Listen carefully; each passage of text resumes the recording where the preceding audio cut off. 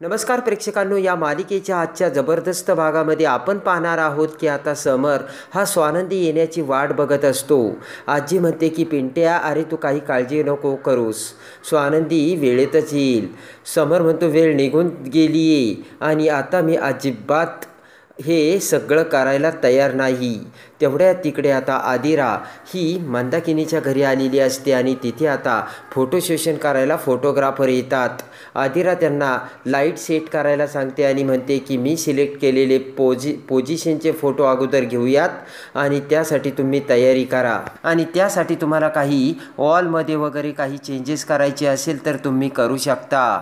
आणि त्यानंतर आता सगळी तयारी होता क्षणी फोटोग्राफर आता आदिरा आणि रोहनचे फोटो काढू लागतात. तर इकडे स्वानंदी आता गिरणीमध्ये पीठ आणण्यासाठी आलेली असते आणि पिठाचा डबा घेऊन पटकन स्वानंदी आता फराळ तयार करायला घरी निघते. आणि इकडे आता फोटो काढत असताना आदिराला आता घाम येऊ लागतो. आदिरा थोडीशी अस्वस्थ होते आणि आपल्या ओढणीने हवा घालू लागते. तर रोहन स्वानंदीचे बाबा आदिराकडे बघतात आणि अंशुमन देखील आता आदिराकडे बघू लागतो. इकडे आता समर हा स्वानंदी येण्याची वाट बघत असतो आणि इकडे आता आदिरा रोहनला म्हणते की अरे रोहन, ठेव माझ्या खांद्यावरती हात. रोहन हात ठेवताच इकडे आता आदिरा पुन्हा आता रोहनला म्हणते थांब आणि तिच्या नाकाला आलेला घाम पुसू लागते. रोहन म्हणतो की आर यू ओके? तेव्हा आदिरा म्हणते की अरे खूप गरम होतंय रोहन इथे. तेव्हा आता स्वानंदीचे बाबा म्हणतात की अगं पण एसी चालूच आहे ना. तेव्हा आता आदिरा म्हणते एसी चालू आहे पण हवा काही येत नाही. आणि तेवढ्यात अंशुमन आता तिचं बोलणं ऐकून आतमध्ये जातो. इकडे फोटोग्राफर म्हणतो की मॅम, तुमच्या चेहऱ्यावरती आता घाम आल्यामुळे फोटो एवढे बरोबर येत नाहीये. आणि पटकन आता रोहन आणि आदिरा ते फोटोग्राफरचा कॅमेरा घेतात आणि त्यामधील काढलेले फोटो बघतात. तेवढ्यात रोहन म्हणतो की हे तर चांगलेच आहे.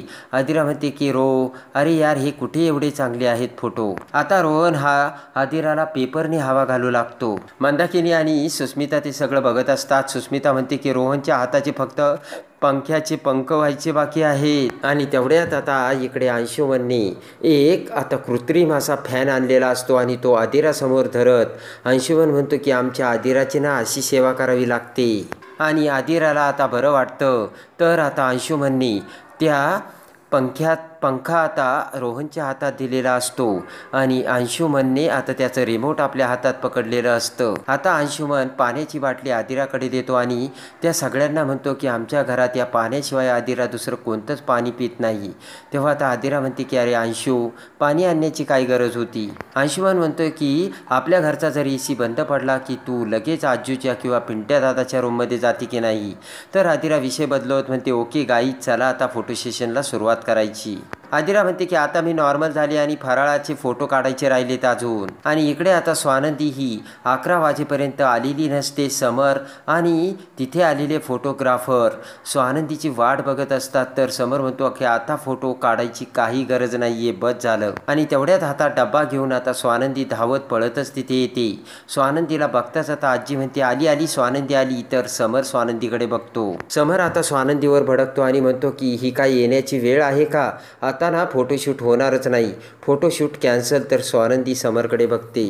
आणि इकडे आता आदिरा ही रोहनसोबत फराळ करतानाचे एकदम सुंदर असे फोटो काढते. आणि आता फोटोग्राफर रोहनला आदिराच्या गालाला पीठ लावायचं सांगतो. आदिरा म्हणते वाव, ही तर खूप चांगली आयडिया आहे. आणि इकडे आता पुन्हा त्या पिठामध्ये आदिरा पाणी टाकू लागते. तेव्हा मंदाकिनी म्हणते की अरे रोहन, तू सुद्धा पाणी टाकायला मदत कर ना, पुढच्या वर्षी तुला शिकून घ्यावं लागेल हे सगळं. तेव्हा रोहन आणि आदिरा अवाक होऊन आता मंदाकिनीकडे बघतात. तर इकडे आता आजी समरला म्हणते की फोटोशूट वगैरे काही कॅन्सल होणार नाही. आजी म्हणते की 11 वाजायला अजून 30 सेकंद बाकी आहेत आणि स्वानंदी आली ना. समर म्हणतो आजी त्या 11 वाजता आल्यात आणि याच्यानंतर आता त्या तयार होणार. समर म्हणतो त्याला किती वेळ लागेल. समर म्हणतो की म्हणजे त्यांची वेळ ॲडजस्ट करून माझी वेळ घालवण्याची वेळ आली. आजी म्हणते की पिंट्या, अरे असं काय करतो, आली ना आता ती. आणि तेवढ्यात आता पुढे येत मल्लिका म्हणते 1 मिनिट स्वानंदी, अगं तू आज पुन्हा काही पदार्थ बनवणार आहे का? या डब्यामध्ये काय घेऊन आलीस तू? मल्लिका म्हणते की म्हणजे त्या दिवशीसारखं काही टेन्शन नाही ना गं. त्या दिवशी समरच्या पदार्थामध्ये जायफळ घातलं होतं, आज तर तसं काही नाही होणार ना.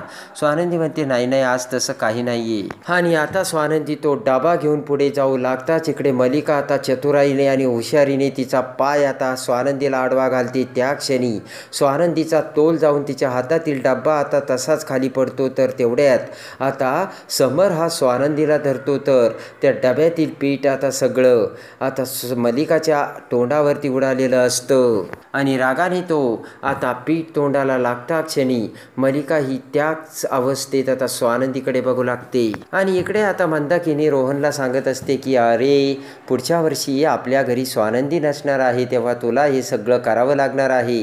अंशुमन म्हणतो की बरोबर आहे बरं का रोहन. आणि इकडे आता मंदाकिनी म्हणते की हे बघ मला ना रोहन आदिराला समजावं लागणार आहे. हे बघ आदिरा, तुझं माहेर श्रीमंत आणि तुझं सासर बेताचं, तेव्हा ना मला तुला सगळं काही सांगावं लागणार आणि हे इथे चालणार नाही बरं का. असं तुला याची सवय करून घ्यावी लागणार.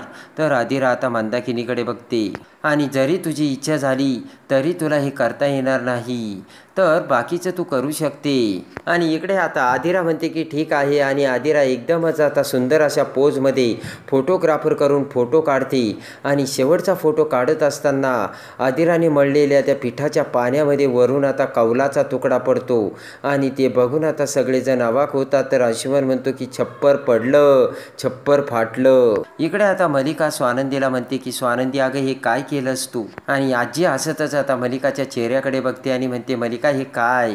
तर चेहऱ्याला हात लावत आता मलिका म्हणते स्वानंदी. तेव्हा आता स्वानंदी म्हणते की काकू सॉरी माझा तोल गेला. तेव्हा आता मलिका म्हणते ठीक आहे पण स्वानंदी अगं आजी बोलल्या होत्या तुझ्या फराळाबद्दल, पण समरच्या नशिबी तुझं फराळ खाणंच नाहीये वाटतं. आता आजी स्वानंदीला म्हणते की बाळा तू ना हा डब्बा घेऊन आतमध्ये घेऊन जा आणि लगेच तयार होऊन ये. आणि तो डबा घेऊन स्वानंदी आता किचनमध्ये जाऊन त्या वेटरला सगळं सांगते. आता इकडे मलिका बाजूला जाते आणि विचार करते की स्वानंदी समर राजवाड्याची बायको मी तुला कधीच होऊ देणार नाही. इकडे आता भिंतीचा पोपडा हा त्या पिठामध्ये पडलेला असतो. तर रोहन तो पोपडा आपल्या हातात घेतो. तेव्हा आदिरा म्हणते की अरे तिकडे घे, मी याला टचसुद्धा करणार नाही. मंदाकिनी म्हणते तुझ्या पाठीमागे डस्टबिन आहे त्यामध्ये टाक. तर आता आदिरा त्याची किळस करते. तर अंशुमन म्हणतो हे काय आहे.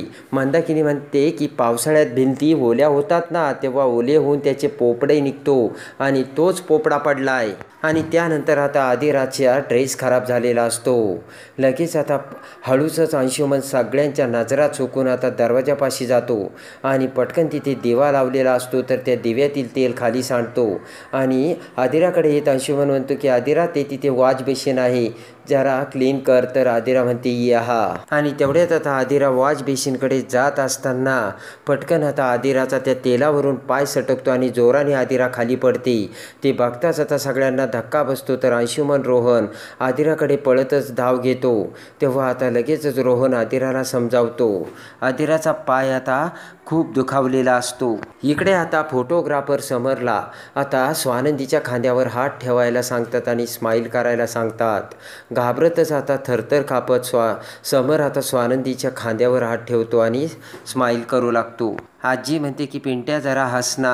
आणि इकडे आता आजी म्हणते पिंट्या तुला कसं हसवायचं मला माहिती आहे. लगेच हाताचे खुनवारे करून आजी आता गुदगुद्या करू लागते. तर समर हसू लागतो. ते बघून स्वानंदी नॅचरली हसते आणि खूप सुंदर असे फोटो आता स्वानंदीचे आलेले असतात. इकडे आता मलिका ताबडतोब किचनमध्ये जाते आणि त्या वेटरला म्हणते अरे तू काय करतोयस. मलिका म्हणते हे बघ तू जा, मी बघते तुला जमणार नाही ते. तर वेटर तिथून निघून जातो. आता नारायण तिथून निघून जाताच इकडे मलिका आता स्वानंदीने आणलेला तो फराळ कढईमध्ये ठेवून हलवू लागते. आणि इकडे आता मलिकाने गॅसचं बटन वाढवलेलं असतं आणि मलिका विचार करत म्हणते की आता बघतेच कसा फराळ करते तीही. आता इकडे अंशुमन हे आदिराला सोप्यावर बसवतात आणि अंशुमन रागाने फोटोग्राफरला म्हणतो आता बस झाला, आता तुम्ही जा. फोटोग्राफर निघून जाताच इकडे आता अंशुमन आणि रोहन हे पुन्हा आदिराला सावरतात. आदिराचा पाय खूप दुखावलेला असतो आणि स्वानंदीचे बाबा म्हणतात माझ्या टेबलवर एक तेलाची बाटली आहे, ते तेल लावलं की आदिरा तुला बरं वाटेल. अंशुमन म्हणतो कसलं तेल आहे ते आणि असं कुठलं तेल कसं लावायचं. स्वानंदीचे बाबा म्हणतात काहीतरीच नाहीये, अहो ते निलगिरीचं तेल आहे आणि त्यामध्ये जास्वंदाचं तेलसुद्धा मिक्स केलंय. रोहन आता ते तेल आणायला जातो आणि आता लगेच अंशुमन आदिराला म्हणतो की ते तेल लावू नको आदिरा, आदिरा तुला काहीतरी ॲलर्जी होईल. तर आता स्वानंदीचे बाबा म्हणतात की अहो एकदम चांगलं तेल आहे ते. आणि पटकन आता रोहन हा तेलाची बाटली घेऊन येतो आणि आदिराच्या पायाला तेल लावतो. आता आदिराला आराम मिळतो आणि आदिरा खुश होऊन रोहनकडे बघते आणि रोहनचा गाल ओढत म्हणते की सो क्यूट. तर इकडे आता समरने सुद्धा स्वानंदीसोबत एकदम छान असे फोटो काढलेले असतात आणि तेही मस्त पोज देऊन. आणि आता फोटोग्राफर म्हणतात की किचनमध्ये जाऊन आता आपण फराळाचे फोटो घेऊयात. समर म्हणतो की अहो घड्याळ बघताय का किती वेळ झाला आहे. आणि तेवढ्यात आता इकडे समरला त्या किचनमध्ये गॅसचा वास येतो. तर इकडे आता स्वानंदी ही लायटर घेऊन गॅस पेटवायला लागते. तर तेवढ्या समर स्वानंदीला थांबवतो आणि म्हणतो थांबा अहो गॅसचा वास येतोय आणि गॅस ऑनच आहे. ते ऐकताच आता स्वानंदी तोंडाला हात लावते. तर मल्लिका म्हणते अगं स्वानंदी तू गॅस ऑनच ठेवला होता का. तर समर म्हणतो हे काय चाललंय. स्वानंदी म्हणते की अहो मी काय केलं मी तर तुमच्या सोबतच होती. समर ऐकायला तयार नसतो. समर म्हणतो तुमच्या या अशा वागण्याने ना घरातल्या प्रत्येकाचा जीव धोक्यात आला होता. स्वानंदी म्हणते की मी गॅसला हातही लावला नाही. तर समर म्हणतो की तुम्हाला काय कळत नाहीये आणि मला काय माहिती तुम्ही हात लावला की नाही आणि केला असेल हात लावून तुम्ही गॅस चालू. तर आता रागाने समर बाहेर निघून जातो. मल्लिका म्हणते काय स्वानंदी अगं केवढा ॲक्सिडेंट झाला असता. मल्लिका म्हणते की थोडक्यात आपण वाचलो. स्वानंदी म्हणते की अहो मी खरं सांगते मी गॅसला हातही लावलेला नाहीये. आणि स्वानंदीच्या डोळ्यातून आता पाणी येतं.